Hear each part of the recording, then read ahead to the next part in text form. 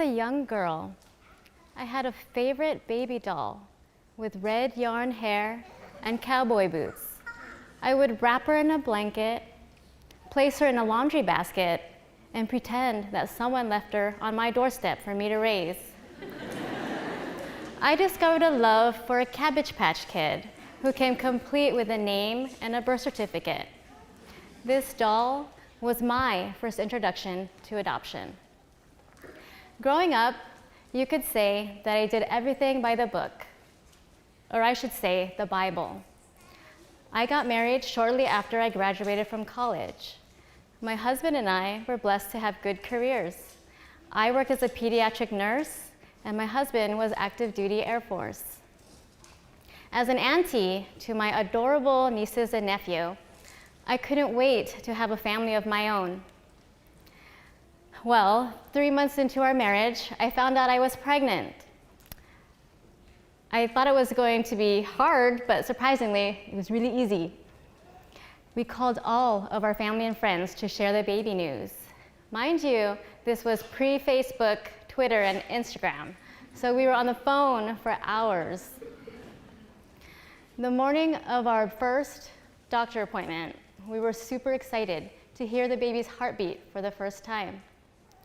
As I was laying on the exam table, I had a feeling that something was wrong. The doctor couldn't find the baby's heartbeat, so she went ahead and did an ultrasound. After several long and agonizing seconds, she turns the screen my way and she tells me, "I'm so sorry, but there is no fetus." Whatever she said after that was such a blur. That morning, I left the clinic with a failed pregnancy and as a complete failure as a woman.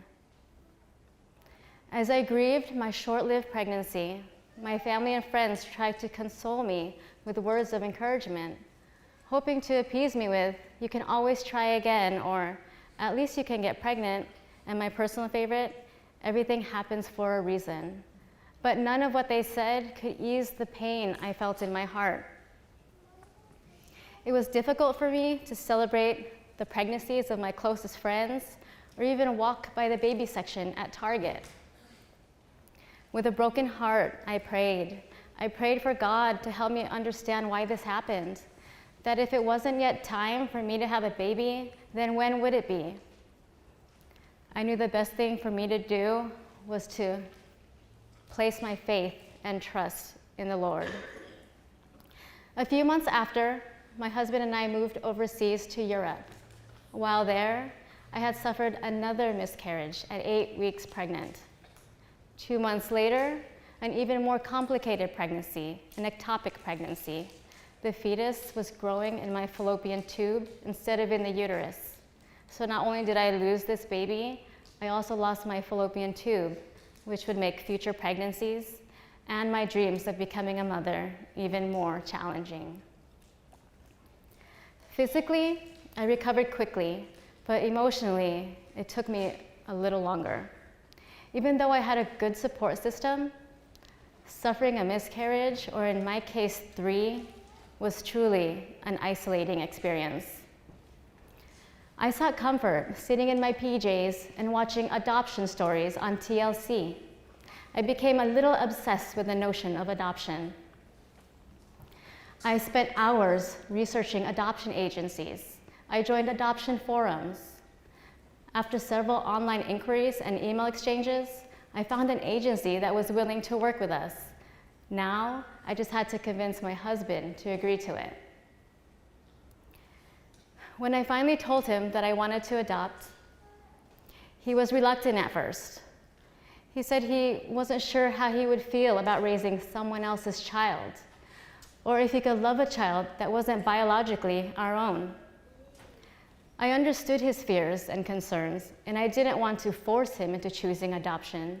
So instead, as always, we prayed and we asked God for guidance. As weeks passed, I don't remember the exact day or time, but one night, as we were preparing for bed, my husband turns to me and he says, "I'm ready to adopt." So We began our adoption journey in May of 2006. And by October 2006, just a few days before my husband's 28th birthday, I received a long-awaited email from our adoption agency that read, "An orphanage in Colombia has the perfect child for you, an amazing match." Attached was this photo. His birth name was Simon, and he was 2.5 months old. So 4 weeks later, my husband and I, like nervous new parents, with our overpacked suitcases filled with baby items, a huge bulky diaper bag, a car seat, and a stroller, we got on a plane and we traveled to Bogota, Colombia, to meet our son, who we named Benicio. When we arrived at the orphanage, my husband was the first one to hold him. And let me tell you, it was the most beautiful thing I have ever seen. For my husband, there was no doubt that it was love at first sight.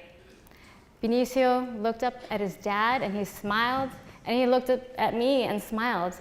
It was as if he's been our child this whole time. He was just patiently waiting for us. Adoption may not be for everyone, but for us, it was a path that God wanted us to take. Even if Benicio was going to be my only child, it didn't matter, as long as I had the privilege of being his mother. God truly does work in mysterious ways. So just 2 months after we brought Benicio home, I found out that I was expecting. In October 2007, we welcomed a healthy son named Christian.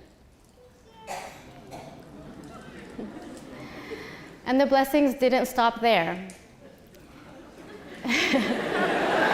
In 2010, I was blessed with my first daughter, Naomi. In 2015, I had another daughter, Penelope. And last July, we welcomed our third daughter and fifth child, Genevieve. So to all you couples out there and women who are longing for a child to call your own, if you're finding your journey to parenthood or motherhood is too difficult or too painful, don't lose hope. Always place your faith and trust in the Lord, and He will answer your prayers. Thank you.